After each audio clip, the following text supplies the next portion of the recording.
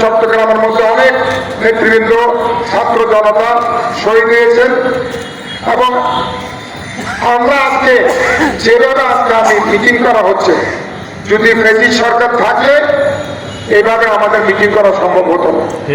সুতরাং আল্লাহর দরবারে আমরা শুকরিয়া আদায় করি যারা এই আন্দোলনে যত শহীদ হয়েছেন, আত্মদান দিয়েছেন, তাদের রুহের মাগফিরাত কামনা করছি।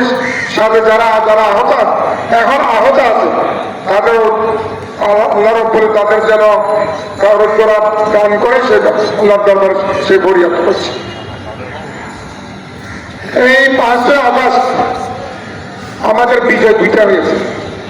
একটা বিজয় যে ফ্যাসিস্ট সরকার বিজয় নিয়েছে, আরটা হচ্ছে 5ই আগস্টের কারণে 12ই ফেব্রুয়ারি বিএনপি ক্ষমতা এসেছে।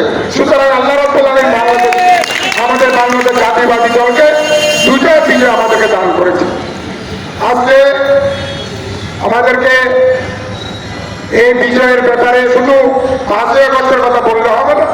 15 বছর আমাদের অনেক নেতা খুন হয়েছে অনেক নেতা আজকে তারা যারা খুন এবং আইনাগরে যারা ছিল তাদের কথা আমাদেরকে স্মরণ করতে হবে। এই যে 15 বছর আমাদের বিএনপি, যুবদল, ছাত্রদল, শ্রমিক দল, স্বেচ্ছাসেবক দল, কৃষক দল, মহিলা দল, যারা যারা এই আন্দোলনে শরীক হয়েছেন তারা একটা গণ অভ্যুত্থানের ভিত রচনা করেছিলেন। সুতরাং কেউ যদি মনে করে 5ই আগস্ট এক মাসের বা 15 দিনের আন্দোলন করে এই সরকারকে হটানো সম্ভব হয়েছে, আমি মনে করি সেটা ভুল।